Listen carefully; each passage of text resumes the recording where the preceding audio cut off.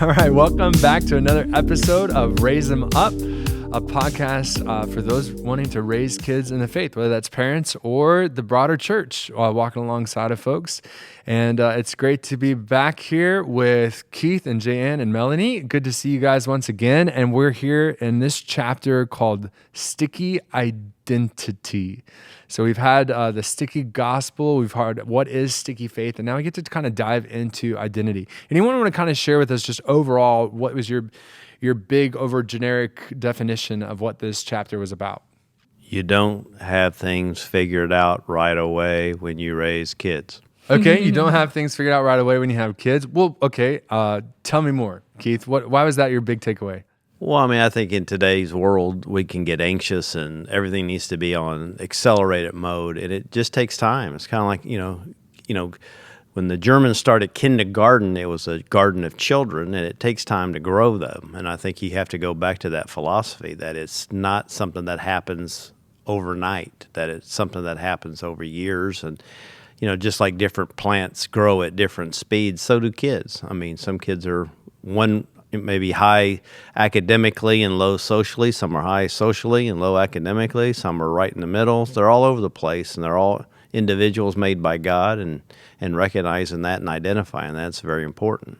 I like that. I like that picture of growth, and I like how you brought out the piece of this chapter that was all about how unique every kid is. And it's not just that they have different interests, just that they have different personalities, but I love how you brought out the process, right? They even have a different timing. They have a different process, and some things are going to come quicker for some kids and not as quick for other kids. And that's certainly true when it comes to faith too. But it especially is true too as well when we think about identity, which is really kind of the real thrust of this whole chapter, and the question of who am I, which is interesting. Since this book was written, Fuller Youth Institute has since wrote their most recent project is the 3 big questions. And it was fun this fall to do the series, the 3 big questions, as we got to wrestle through that with our students, 7th to 12th grade. And the first of those big questions that we tackle is, who am I? It's a question of identity, because, I mean, let's just talk about that for a second. It's funny because this book was written in 2010, and it has some really challenging stuff for us and what they were seeing then. Here we are 11 years later. Where do you see this conversation of identity transitioning today and being much more complex than it was 10 years ago? Yeah, I think our kids are just trying to figure out who they are in the world, right? They've got so much that they can see about what's going on in the world today. When I think about when I was growing up in middle school and high school, the world was what I could see right there in front of me, right? The people that I was with in school, my family group, and outside activity groups. It wasn't everybody else, you know what I mean? And for my kids, yeah, they've got their group at school. They've got their church group. They've got their their outside activity groups. But then they also have this whole other world that they're a part of now, that they have an identity in on social media. Mm-hmm. And I think that has changed things hugely for our kiddos. Because when I think about me trying to figure out who I was, oh my goodness, I think I was probably 25 before I kind of, in fact, when I told I had gotten married and I was like, I think I'm going to go back to school to be a teacher. He was like, what? Like, it completely shocked him, but that's totally who God made me to be. I mean, there's no doubt in my mind once I did it that, okay, yeah, this is it. But I had no idea, like that wasn't even in my realm of, this is my world until then. So it took me that long, and I didn't have all the other outside influences. Well, and thinking about that, like the social media is not just like all this. It's not, social media doesn't affect our children just when they get it themselves. Mm-hmm. Oh yeah, no. Your kids were born on social media. You know what I mean? Yes. So it was kind of one of those situations of like when I was growing up, I didn't know what was happening in everybody else's family every minute of the day. And certainly now, especially when it comes to conversation of identity, these kids are developing their identity without even knowing it when they're 5 years old. Because of what pictures all these parents are taking, because pictures are great. Like I think even as a kid, like the photo albums, right? Just lined up. I remember the collection. I loved looking through them and learning the history of my family, even as an elementary school child. But now all of that is online. And so not only that, but I would imagine sometimes parents will see what someone else posts and say, oh, look what Billy was doing. And then your kids are learning, even at a very young age, what it means to be somebody and to start identifying. And what are those posts that we're typically putting online for kids. We're showing our best. Yeah. The best and the most perfect. Or and what the, we think is the best, right? Yeah. And we'll get into that at some point, the achievements and things like that. It's the sports, it's this happened, and it gets, like, parents, I'm just saying, I see your social medias. It gets really bad once your kids start playing sports in 9th grade. I mean, it's there in 7th and 8th grade, but it gets even worse 9th through 12th grade of what are you celebrating? What are you spending your time? And we'll get there. Let's keep going on the conversation, though, of how identity has changed. Melanie, did you have thoughts on that one? Yeah, one thing that stood out to me in the chapter was the fact that the way we mature has changed in the last 100 years. And so the way our kids are maturing takes longer. And yes, it's more influenced by social media, but it's also just expanded over a longer period of time in school. And now the push to go to college is so strong. And not just go to college, but go to the right college and figure out your major right away and do this and this and this. And all of this stuff is being pushed onto high schoolers that they are scrambling to figure out their identity and feel confined to make this decision. And it seems like they've got a longer time on the surface, but really they are kind of feeling as though they have to make this decision now as maybe even a sophomore or freshman in high school. Right. That is going to affect the trajectory of their entire life. So the pressure on the kids is immense. And all the while, they're trying to figure out what to wear and what kind of style they and what their sense of humor is and how they interact with their friends. So they're doing the minutia while trying to make these lifelong decisions. It's way complicated. I heard recently from a teacher in 3rd grade that the kid was already talking about where they wanted to go to college. Oh. 3rd grade. Wow. Right? I don't really remember 3rd grade. I think I was much more concerned with like what was at the Burger King and the kids' meals, you know, like, you know, that kind of a thing. So Or it is who was kind of it crazy in just to tag? see this. What's that? Who was it in tag that day? Right? Yeah, who is it? Yeah, that's true. Yeah. Recess Yeah. was the biggest deal. And now there's that kind of pressure on it. So it's interesting kind of the different places God has placed me this year, because one of the cool things I get to do too is this Growing Young digital cohort as we're walking through another Fuller Youth Institute book, but it's kind of for churches to learn from them to implement some things. And I remember one of the courses, one of the pieces of the course at least, was empathizing with today's young people. And it was they were highlighting some of these facts that you were talking about, maturity now just being different. Yep. Today's young people, which they would define young people 15 to 29, that's the ages that we're looking at. And the course of their life just looks different. Now, the irony was, I'm 32. I'm not too far outside of that. We had one member of the team that's 27, and we kind of looked at the regular course of things, you know, high school, college, job, marriage, kids. Everybody in our group was kind of on the same level. But today, you know, that's not going to be true in 10 years. When you talk to a 32-year-old, you know, there might be the gap here. There might be the taking some time off or studying abroad or delaying marriage or, you know, all kinds of things. Exactly. And it talked about what was our stat in this book. So 10 years ago, it says 23 now was 17 in 1980. Yeah. Well, one of the phrases of this Growing Young reality was 28's the new 18. Oh, wow. Right? So think about that. And as we had the conversation, I remember that meeting that we had together. I mean, think about all the different factors that have played into this. The healthcare law that passed that moved kids that were able to stay on their parents' health plan until 26 now. They didn't have to get the job right away because you had realities of grad school and other things that were becoming more normal for generations to do. Well, if you do that, your independence isn't coming as quick as it used to. I long said with my mom, I said, Mom, you got to understand your high school degree is the equivalent of my college degree now. Everybody, there's that pressure of you have to go in order to get a certain type of job. You've got to get a college degree. Now we can also, I love being in the community that we're at here at Trinity Klein, call that out, absolute lie. Yeah. You don't have to go to college in order to make a successful life. You've got wonderful trade opportunities across the board, but there's this lie. And because of that lie that you have to go to college, instead of 27% of students going to college 20, 40 years ago, you've got about 46, 50% of students now trying to go to college now. I mean, it's just crazy And then the other one, people like me, like it's true for my generation, Melanie. I don't know if your friend group was the same, but you don't typically get married right out of college. Oh, yeah. Yeah. There are far more of my friends that are still single that I graduated college with than that are married. Yeah. Now my high school, like it was kind of the same boat though. There's certainly some that were the high school sweethearts that stayed together, but it's actually more common to find people unmarried later in their 20s and their early 30s than it was to find them right out of college or right out of high school. I mean, those kind of changes are just so drastically different in today. I think another factor I see though is just how well culture has done, again, around the time this book was written, 2007, 2010, with the introduction of the cell phone,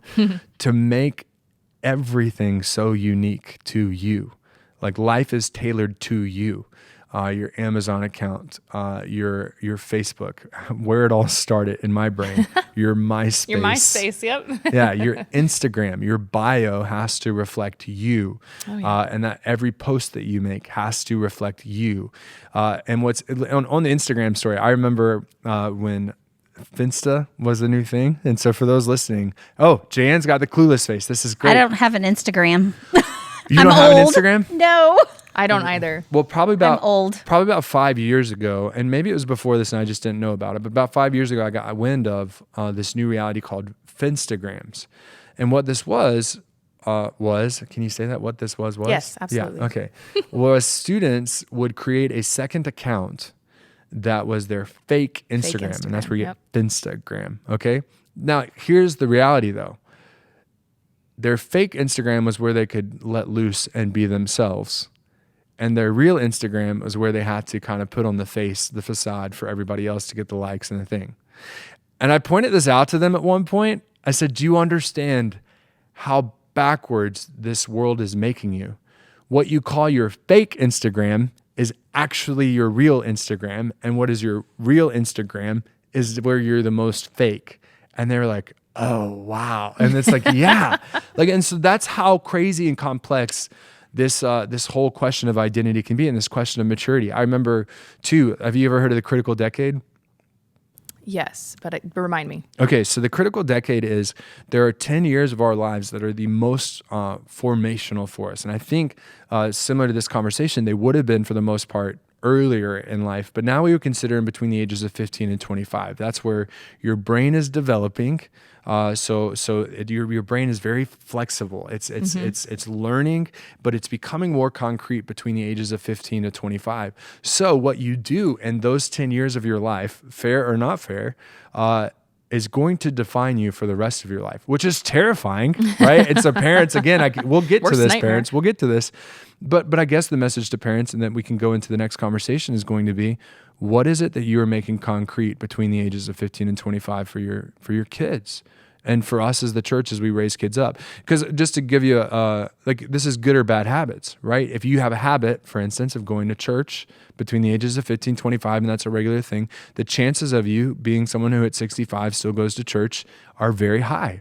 If you pick up smoking, which is something they would have said for my generation, so let's go with vaping. And so if you pick up vaping from the ages of 15 to 25, chances are when you're 60, 70 years old, you're still going to be vaping, right? It goes both sides of the coin because your brain is finalizing. So let's take that, or when, as you think about that, let's keep going in what this chapter was doing of talking about what it means then to help our students, our kids. I'm so used to the word students, but our kids find their sticky identity. What stands out to you in this chapter as we take that road? I think one practical piece is recognizing that your kids are wrestling in this major ordeal, and every day all of their decisions are being filtered through who am I in this scenario? Who am I in that scenario? And the reality is they wear a lot of masks. They wear a mask for their parents, at church, at school, and each one is different, tailored to get the result that they're looking for. And that's a huge pressure on them that I think we can have a little bit of sympathy, if not empathy for. I know I wore a lot of masks in high school too, and tried on a lot of different styles and music genres and everything else. And they're just on another level with how much they have to fit into a particular mold or create their own mold in order to feel good about themselves and find their or set their identity for themselves. Absolutely. I mean, this is good for us. Let's start with that, right? where do we learn that? Where do we learn to wear masks? Oh gosh, it's modeled for us everywhere. Well, and I think I'm guilty. So reading this, I was like, oh my goodness. Because one of the things I say to my kids, and I don't think it's necessarily wrong, but in looking at this and thinking about all the pressure they're already under and trying to figure out who they are, I sometimes will say, think about your audience before you say something, which is not wrong. No. Right? Like if you're talking to your teacher, you need to talk differently and use a different kind of vocabulary than when you're talking to your friends, right? But that is something that I think I have oversaid a couple of times. Sure. And I'm like, oh my goodness. Okay, yeah, they do need to remember their audience, but they also need to start remembering who they are and trying to figure that out, and that you don't have to sound like everybody else, and you don't have to be perfect kind of thing. So, I mean, I think that from a very young age, parents kind of teach their kiddos that you do act different in different places and that you are different. Well, and when you think of that word masks, what is it that you see in our kids and in our parents that we're hiding? Like what is it that we are protecting as we place masks on our faces, figuratively speaking? Keith, you got any thoughts on that? I guess my biggest thing would be you're hiding your feelings. I mean, you're being told how to feel about stuff. If you just look at commercials, they will sit there, and if you watch commercials on television, they'll tell you what you're supposed to eat, drink, look like, wear, and if you're going to be this image that they're projecting.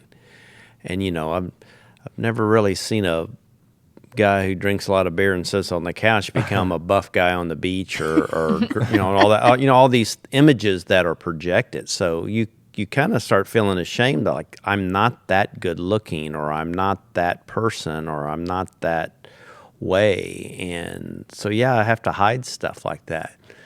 And, our society, y'all talked about posting positive things on social media.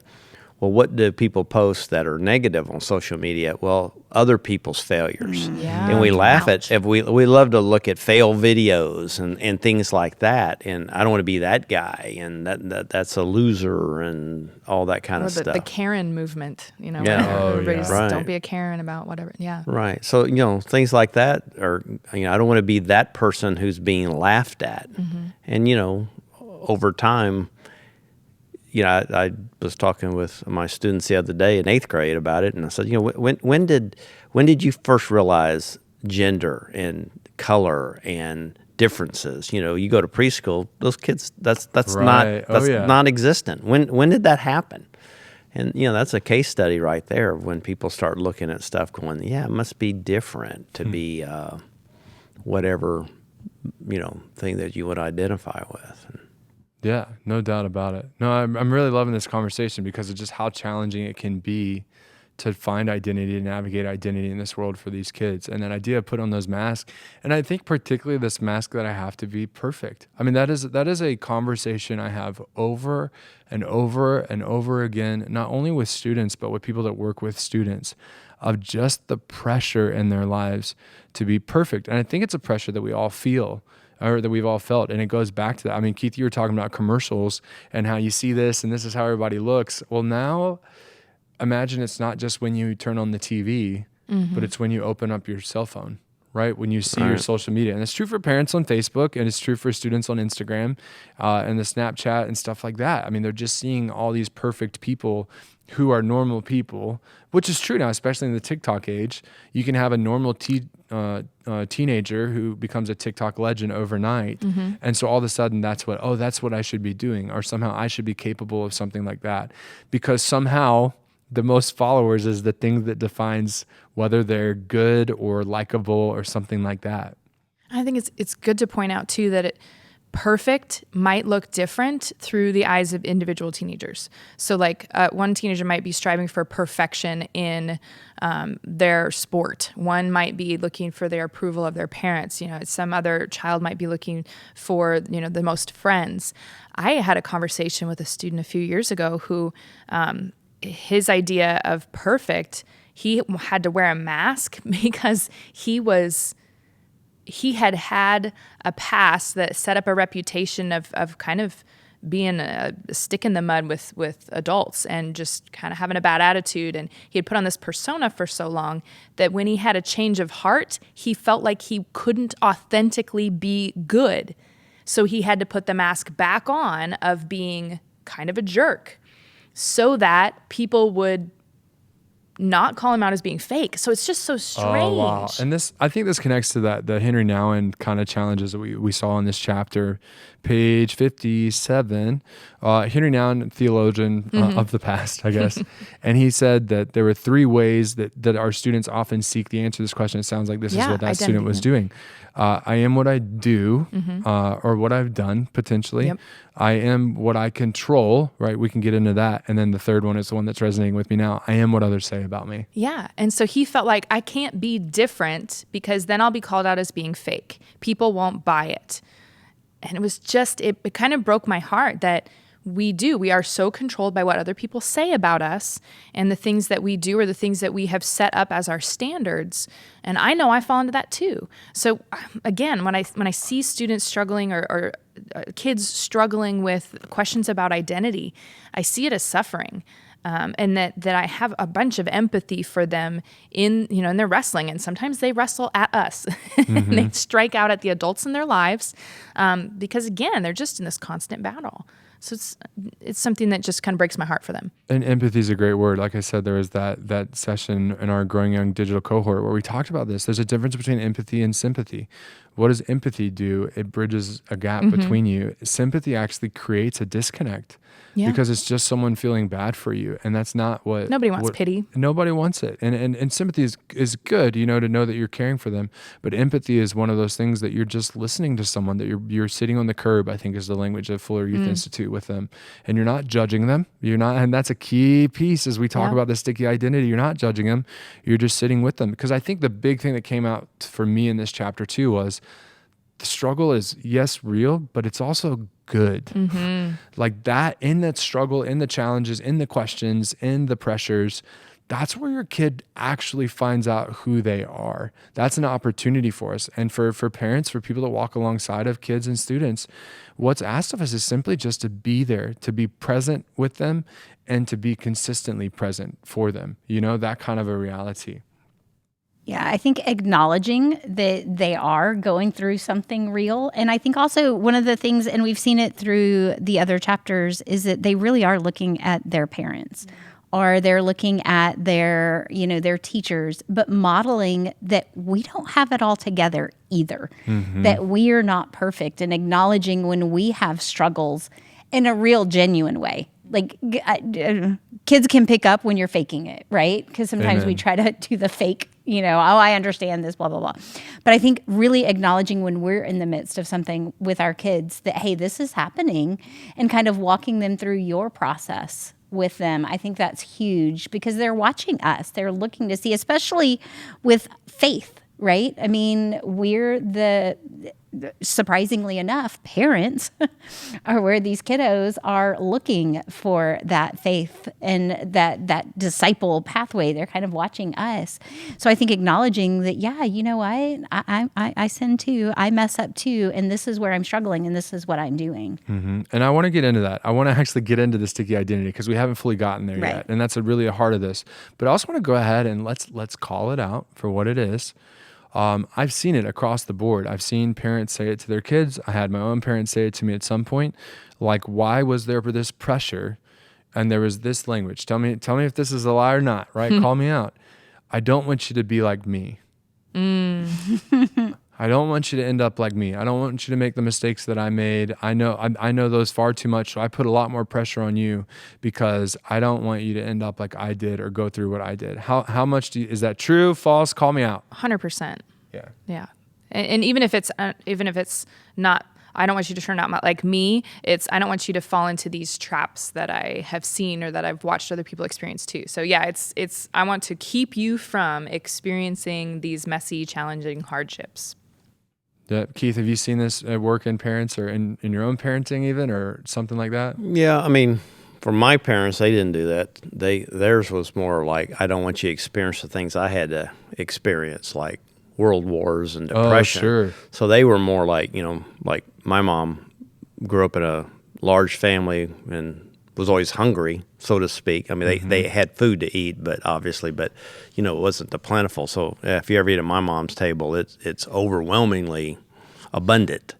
So she was more, not so much of the mental aspect of growth, but more like just the physical needs. I mean, she left school at 7th grade to go work somewhere else, and so yes, she was very proud that I went to college and did something that she wasn't permitted to do when she graduated high school through the mail. So I saw it more on that end. Now today it is different because we do have parents who have already haven't gone through those worldly hardships, but it is a different world. I mean, even sitting here being in my 60s and a grandfather, and everybody's a lot younger than me, it's like, yeah, it's different. But I didn't grow up with, I had to get up and change the television station. I didn't have a remote. My life was hard. So I had to get up and turn that, and I had 3 channels to pick from, and the choices weren't there. So yeah, it is a different world, and it's very fast. And I think that can be hard to keep up with what your kid is going through, because you actually didn't go through it, because it was a different world. Well, connected to your story though with your mom, I think the way I see that same mentality manifested in an unhealthy way, right? Today is the parents that were like, my goal in life is to give my child the perfect life. So I will work nonstop, and I will give them the best Christmas presents, and I will give them the best experiences and put them on 5 different teams, and I will post all about their successes, because I didn't have that growing up. Or like I missed out on opportunities growing up. When in reality, like no matter how much God has blessed you with what you have, it's still okay to have those times in life where you're going to miss out on something, because at some point you're going to miss out on something. You're going to have to do that, right? Well, ask an empty nester what they did with all those trophies and ribbons their kid earned throughout their childhood. Amen. Ask the kid. Yeah, well, the kid doesn't want them. I mean, most of them, they might say, well, I want this one because I earned it. But when they have 50 of them, I mean, most of them are like, I don't want to carry that stuff around. So again, a lot of thought and effort and time and money and all that went into it. But in the long run, what were you trying to develop there? A team attitude, the things that sports are designed to do, or a self-identity. Well, if it's identity, that's probably not going to work out very well. No, this is a good transition into the sticky identity. And so at the heart of the sticky identity is where identity comes from. And there's this paradox between who we are, right? Who each of our children is, and what they do, right? And one of those is identity, and one of those is not identity. And that's really the challenge that we face is are we recognizing who our kids are rather than recognizing what they do? And that is what is abundantly unclear, I think, for the kids that we see in this generation, and what has been the defining moment for that. So let's talk about that. Anybody have thoughts to get us started on that? Is versus does, or the way that we see this play out in our kids today? Well, I think kind of when you're throughout this chapter, the focus was they are first a child of God. Amen. And I think reminding our kids that you were created, God doesn't make mistakes. I love the book You Are Special by Max Lucado. It just talks about how, there are going to be people who are better at this than you. There are going to be people who are worse at this than you. That God created you with a purpose. And our kids, as they're trying to figure out who they are, have got to remember, and we have to remember, because there are going to be times that I'm like, oh, this child of God, I don't know if you're going to live till tomorrow, right? But remembering that they are a child of God, that God created them. God gave them to us for just this little bit of time for us to watch over and to try to help them to grow and mature and to learn the path God has for them. But along the way, they're going to stumble and fall. But that's how you learn. I mean, we see it over and over in God's word. People are not, God uses imperfect people because none of us are perfect, and they have challenges. I mean, there's not a story in the Bible where somebody goes to do something and everything turns out beautifully and perfectly and they don't mess up.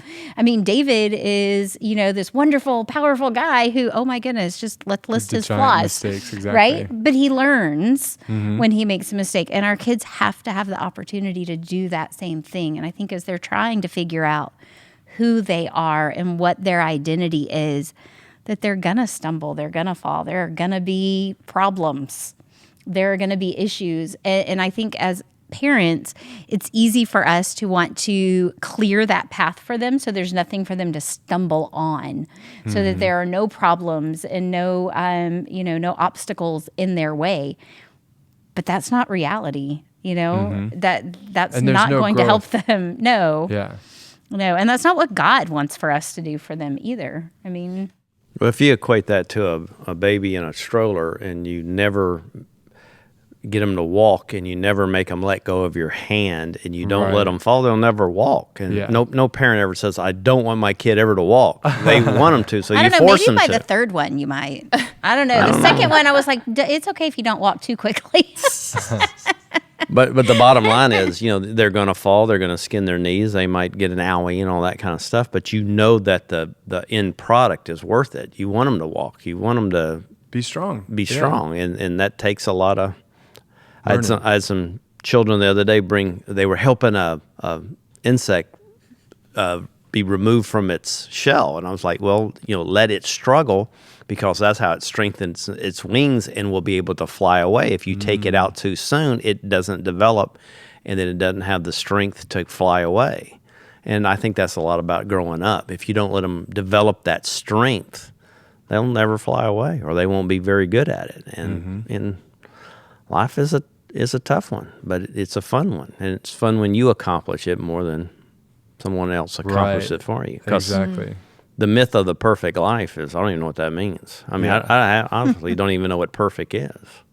Well, I mean, other than God, right? Other than Jesus himself. I mean, I think I've already referenced it, but like Pastor John and I talked about wanting to write a book together, and it's called "There's Only One Hero in the Bible." Like because so often we look to people in the Bible and think that somehow they're perfect, and somehow they're great, and if only we could be like David. And I'm like, please don't be like David. Like, only we could be like Moses. Please don't be like Moses. Like things like that I go with. I want to come back to something, Jan, that you said, and it was kind of a passing comment, but I think it's a really important one for parents to hear and to take to heart, and that was, God only gives us our kids for a certain time. I think part of sticky identity for your kids is you recognizing their identity too, and that they are a gift. And I think it's easy to an extent. I don't know. I've never personally experienced the birth of a child, but it's easy in that moment to recognize the gift that God has given you, the gift of life, but hold on to that moment, because like you said, it's going to be such a short time. Again, I don't have kids, but the older I get, every year passes by so much faster. I mean, the reality, I've been here somehow for 5 or 6 years. When I was in freshman year in high school, 5 years, that was forever. When I started seminary, 5 years, that was forever. Now I look back and I was like, wait, this has only been 5 years? I can only imagine when a kid is graduating from high school and you're going, no, we were just teaching this one how to walk, or something like that. Your kid is an absolute gift, and they belong to God first. And you're taking care of them for this brief amount of time. And the question of how you get to take care of them is really, really important for you to recognize. And I think the other side of the coin is, you have to know who you are. Yes, parent. Thank you. Tell us about it. I was just aching for you to say that, because one of the beautiful pieces about this is that, God has given them to you for a short period of time, and he doesn't mess around. So you have been equipped. You must know your identity as a baptized child of God, whom God knows and loves and has equipped and will continue to equip for the journey that he's putting you on. And it's with this kid. So there's a huge gift that he has given to you in your child, but he's also gifting your child through you if you get yourself out of the way. And if you stop being afraid. And you're going to mess up. Yeah. Parent, you're going to mess up. You're not going to do it perfect. God does not expect you to do it perfect. Right? Yes. And you need to tell yourself that every day. Every day. Earlier we used the word discipling, and I just was like, oh yeah, duh, the disciples. You think that they have it all together? No. Do you think they knew their identity perfectly all the time, or did they need reminders? They needed reminders constantly of their identity, of who Jesus is and what he's capable of. One of the most powerful things my mom has said since we're all grown and out has been that she needed to just stop trying to hold the pieces of her kids' lives together and trust that God has them. Because she can't do, you can help a little bit when they're younger, but the reality is you can't control their environment for them. The best thing that you can do is release that control in a healthy way, but wholeheartedly put your faith in God. And by modeling that for your kids, that's the best way that you can equip them, is to give them the opportunity to see you trusting God. Exactly. It goes back to that illustration we talked about of what's in your hand and what's not in your hand. There are certain things that are in your hand. There are certain things when you're raising your child, they're going to be completely outside of your hand, right? And again, that's where we make mistakes, but it's not going to be the end of the world for you. You're going to make a mistake. Do the best you can, absolutely, with what you can control, but recognize, for instance, what your neighborhood kid says to your kid, or what your child's classmate says to them, or something like that is out of your control. You weren't there, and you can't change the past. You can only change going forward. And I think that's important as we start to practically talk about, what does this look like? And I want to go back to this growth. Keith, you touched on it, right? What are we measuring in our kids? Is it character or achievement, right? Growth versus achievement. I think those are really, really important things, especially just the challenges we talked about of third graders thinking about college. And there's the best college. And this is where my parents went. That was my struggle, right? In high school, like my whole family, if I would have gone to Auburn, I would have been the 10th person in my family to go there. What enormous pressure on my shoulders to choose a different school than Auburn, which I did, But there was this huge pressure on my shoulder that no, our family is are Auburn people, that was an achievement piece that I was kind of missing versus who are we, right? So let's talk a little bit about that. Where do you see that play out? Certainly as head of schools, you're seeing it. As former teachers, you guys have seen it. Where are we seeing this somehow we measure achievement rather than that identity of who they are as a child of God? I think it's easy in sports to get fixated on the final score, right? And the playing position instead of the process of being part of the team and learning and growing as you move through it. I mean, not everybody on the team is going to be the starting quarterback. Not everybody on the team can be the team captain, right? That doesn't identify the team. And that we have to work together and we have to learn how to support each other when they make mistakes. And I think, especially for athletics, I see the biggest benefit of kids doing athletics is learning to support others, learning that you're not going to be perfect and you're going to make mistakes and you're going to need the support of your teammates, and working together to get to your final goal and growing. But I think what I see sometimes is we're more focused on and I don't know, just being the star person on the team instead of the team as a whole, or winning that big trophy. Being perfect. Instead of, did we get better? Did we improve, kind of thing. So, yeah. No, I totally, and it's any group environment that you can place your child into. I mean, you're going to have competition, and especially in my younger days, I loved competition. I was a big competitive guy all the way through my mid-20s. But any environment, an academic environment, like you said, the sports team environment, the theater, the musical world, like whether you're in choir, band, there's always going to be this competitive environment. And what are you measuring? What are you measuring? And when I say that word, the other question that comes to mind, what are you rewarding? What are you rewarding? Let's go beyond. What are you reinforcing as your child steps into these different environments? Not everybody, and I almost would go to say no one is going to have the kid that is good at everything. And who would want to be good at everything or try to be good in everything? And imagine the pressure And some of us know that pressure and whether we place it on ourselves or I think a lot of times schools and environments can do this to us, that if that's the way everybody else feels, whether that's teachers or students or things like that, to be the kid that has all the volunteer hours, is in the most clubs, is on the most teams, is also doing the other thing, is super well-rounded. And if that's what we're celebrating, that's what we're reinforcing, is just that thing. I remember in college, I was that kid, by the way.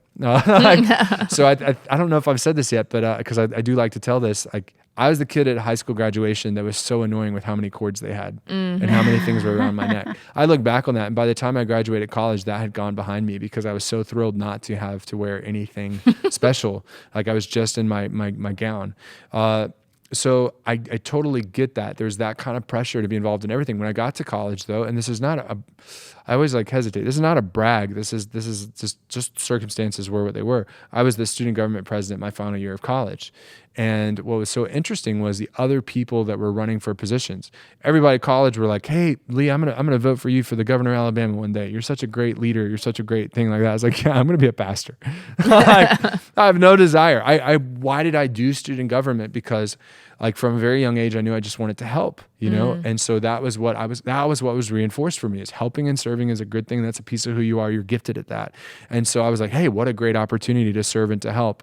And meanwhile, I remember very specifically someone running for executive vice president, which said straight up, they just wanted to win because they needed it on their law school application. Needed to look good. That's what they learned. Me being involved with this versus someone that's heart's really in it. And again, what are we reinforcing? And you mentioned the sports team, and I've been able to coach last 3 years, and I enjoy it. I really enjoy the opportunity. But even as coaches, we have to watch ourselves of what are we celebrating. And that's the thing, is you're not always going to win a game. And I hope students learn that. You're not always going to be the best team. There's always going to be a better team. But are you working? Are you improving? Same thing's true in the classroom. You're not always going to have a straight A student. Jan, does that resonate with you? Oh, yeah. As a classroom teacher, I mean, I think, yeah, it's so easy to want our kids to achieve. And I think as parents, somehow our identity becomes tied to our child's identity. Oh yeah. Right? So if my kids, living, my kid's making great grades, well, that must mean I'm doing something right. And so my kid needs to be perfect. So even in third grade, I would see parents who, we need to get tutoring because my kid has a low A. Probably not. It's okay. Just make sure that people heard that. What grade? Third grade. I mean, it's okay. Your kid does not have to be perfect. In fact, I learned early on that there were some things that came very easy for my children. And so I began to rejoice in the things that didn't, because then there were some struggles. And so when something would happen and they would fail or they weren't the best or whatever, I'm quietly inside going, yes. While I'm sitting there going, oh yeah, that really sucks. And, walking my kid through their issue. But internally, I'm like rejoicing going, yes. Because when everything's easy, they're not going to learn. And then you'd have parents who their kids really genuinely were struggling. Maybe there's a learning disability, or maybe there's something else going on. And I had so many conversations with parents going, dude, I know it's hard right now, but your kid is growing so much through this because they are learning to persevere and to not give up even in the hardships. So, yeah. I think that's a really good point, that the focus on growth, Carol Dweck and the growth mindset, that whole movement is a really fascinating and helpful resource for parents, I think, because it focuses on the process and giving parents and their kids an opportunity to explore, okay, what is my character? And how does that influence the way that I approach this problem or this thing that's easy? What is the outcome based on my ability to set my mind to something and to take steps to make progress or to make a change? I think about in college, I decided to major in history because I was really good at it in high school, because I was really good at memorizing stuff for tests, and then it was out of my brain. And I was like, oh, I must be good at this. I'll see how far it takes. But I didn't like it. I didn't care about it. It wasn't until I was presented with struggles in theology courses and going, I don't understand that. Help me. What? That's not what I thought about God. That's not what I thought about this and that. And I really had to ask questions and dig deeper. That was really where I found something that I loved and was passionate about. if there had been no challenge there, I think I probably would have been like, meh, and left it behind too. So challenge is something that we need to embrace for our kiddos and ourselves as well. I was the same way with math in college, actually. I was super good at math in high school. I like to tell folks I could have been an architect. I was accepted to wonderful architecture schools when I was graduating high school, one of which I could have played football at. It was one of the top 3 architecture schools in the country. My math grades, my math test scores, everything brought me to that point. But I knew I was being called to be a pastor. So then when I went to college and like my fall semester, my freshman year, because of my test scores, like I was placed into Cal 3 to start and got an A, and then went to linear algebra, got an A. The head of the math department is the one teaching it, and he's kind of like, hey, you're only like 3 classes away from a major. What do you think? And I was like, yeah, no thanks. Because there was no challenge and my heart wasn't in it. And then I didn't necessarily enjoy it. I mean, yeah, it was good to get an A, it was fun and things like that. But at that point, thankfully I had learned by the end of the first year of college, that wasn't the goal of life. It wasn't to get the A. I remember a very close friend of ours who was a senior when I was a junior to my friend group, and he was Mr. Achiever. He was either salutatorian or valedictorian for the class that year. But he looked back at the end, the spring of his senior year, it was all said and done, and said, I wasted my time. Yeah, great. I got the top scores. I got grades, but I didn't have a social life, because we had kind of brought him in as a friend his last year of college, and he was like realizing everything he had missed out on. And this all brings me back, Keith, to what you were talking about of kindergarten, right? The kids are all going to grow at their own pace. The question is, what are you measuring their growing in? And I love one of the other words that you brought out was character, and their identity in that reality that they're a child of God. Are they growing in character? Are they learning what it means to put forth effort? Are they learning what it means to face struggle, to face conflict, how to have conversations, how to address things, how to move forward, how to not change the past or the present, but to change the future? Those are all the different things that are measuring. So maybe this is an opportunity for us to let's go into the practical side of what this looks like. Let's start as your individual child. What are some practical ways to reinforce this? And then let's go into what I really loved as we kind of wrap, was the community side of that too. So anybody thoughts on the practical steps that you heard from this chapter on individually helping your child discover their sticky identity? For me, I think I need to reflect on what am I dangling in front of my child to get them to do what I want them to do. Is it my need for control? Is it my fear that I'm actually using to motivate my interactions with my child? And then what am I rewarding them with? Am I putting a piece of candy out there because they did, they said and did the right thing or cleaned their room? Or am I applauding them by saying, wow, you worked really hard on this project that you did today? And Absolutely. and man, you were having a hard time eating your peas, but you really struggled through it. I am so thankful for that. Again, yeah, what am I reinforcing? And then why am I doing it? Am I doing it from a place of fear and control, or am I doing it from a place of wanting to provide an opportunity for my child to grow? I love it. Any other thoughts as you guys think of the practical pieces, and maybe even piggybacking off of what Melanie said? Yeah, no, I think that modeling for your kids, your struggles, because I think I'm guilty, and I know I'm guilty because my children have told me, well, you're just perfect and you never make mistakes. Yeah, no, that's not true. And I think, wow, maybe I have not let them in to see enough to see that, I'm not perfect and I do struggle with things. And maybe I need to be more open and transparent and model how I walk through that process with my children, especially, middle school, high school years. Those things are important. So I think recognizing that, yeah, okay, I need to take my mask off with my kids and let them see the imperfections. Absolutely. Keith, any thoughts on this or the practical steps to helping reinforce the sticky identity? Well, the biggest thing is just let them struggle. I mean, they're going to struggle through things. As far as rewards go, I don't think rewards are bad, because life rewards you for everything that you achieve. If you want to achieve a lot of material possessions, well, you can achieve that through some certain professions, and that's fine motivation if you know why you're doing it. Now, if you just do it to for control, I would think that's wrong. But I think the true measure of character is what kids do when nobody's looking. And they also, part of it is when they do it because that's what they do, and when they can look beyond themselves. We keep focusing on them, which is important, but that maturity is raised to a different level when they look beyond and they do it because it's just a nice thing to do. We talk about we only have our kids for a short time.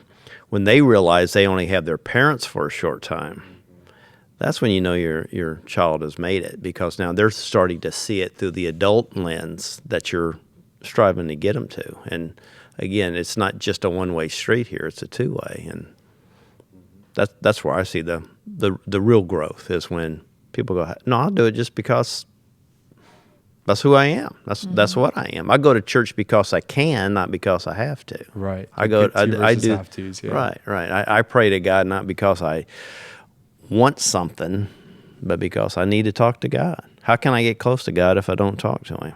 Mm-hmm. And if I don't hear from Him, by engaging His Word too, right? And I agree with you. The reward is good, and I partner with what Melanie was saying earlier of what are we rewarding, or when are we rewarding? The effort, the doing things, the struggle, the perseverance, the choosing the right. And even if it's like, is it my motivation? Like, am I rewarding you because you've done something convenient for me? Right.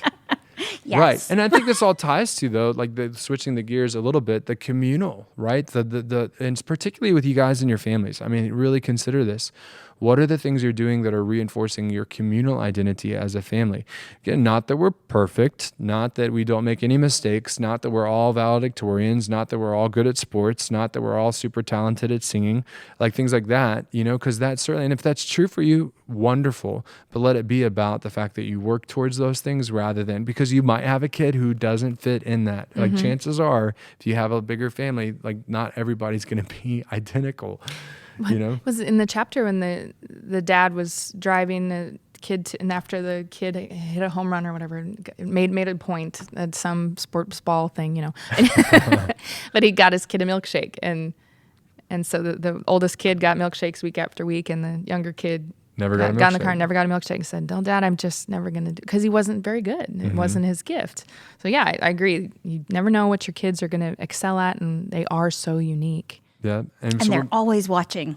Yeah, they're always watching what you model. And so what are some intentional ways then that we can model? I mean, I love this whole idea of, I brought up in the fall, we had that panel with CPH that I was on with Matt Popovitz, and he was sharing with one of the things he does with his children is every single night, he says to his children, and making the sign of the cross upon their forehead, you're a baptized child of God, and then they get to do the same thing to him. And that's who they are as a family. And one, there's that reminder we talked about of parent, you're getting the reminder of who your child is.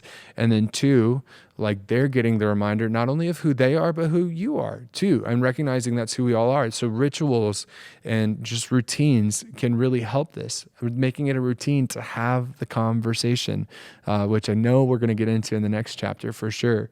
What other things kind of come to mind with modeling it, or things that stood out to you about this chapter? I know we talked 3 words that are standing out to me here on my notes: rituals, practical, and celebrating too.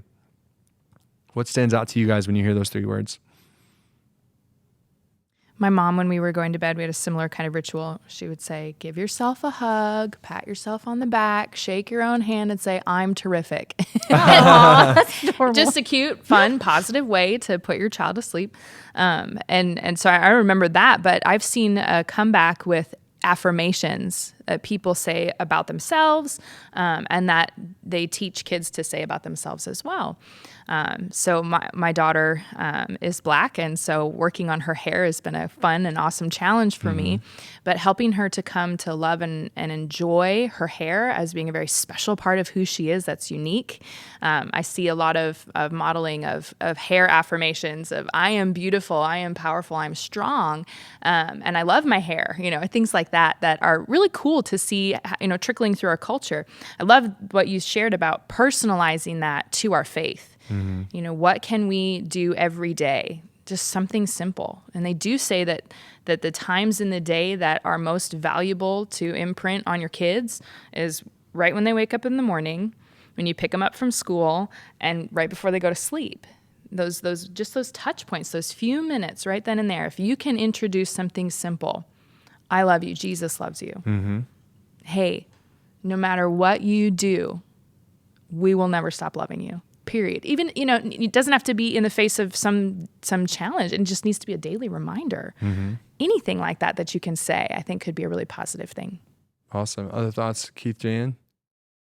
Well, some of it for me is just verbiage. I mean, just how you say things. Like, I remember like being asked, "Are we going to church tomorrow?"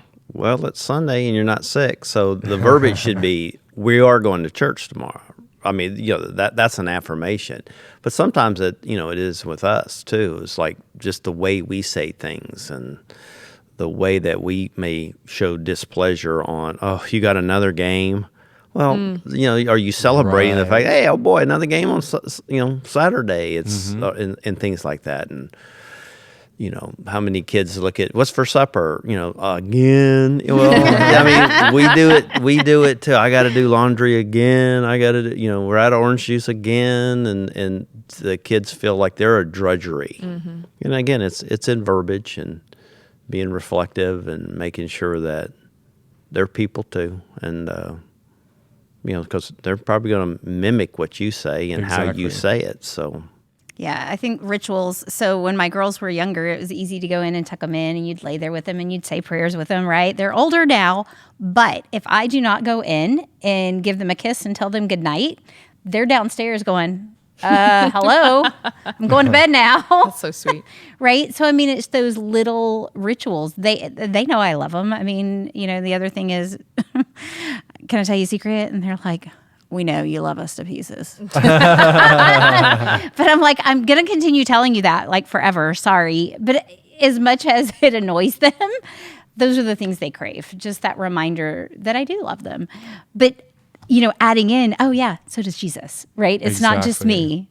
God loves you too. So. I love that. Yeah, I love that. And I love what this chapter brought out about those rituals, those routines, whatever they look like, and allowing those rituals and routines to change as you grow up. Like just because they're off and we're going a million different places doesn't mean they can't adjust a little bit. I love the picture one of the authors gave of the bedroom routines becoming and as they got older, they came to our bedroom, as we were going to sleep to receive the same routine, ritual in a different way.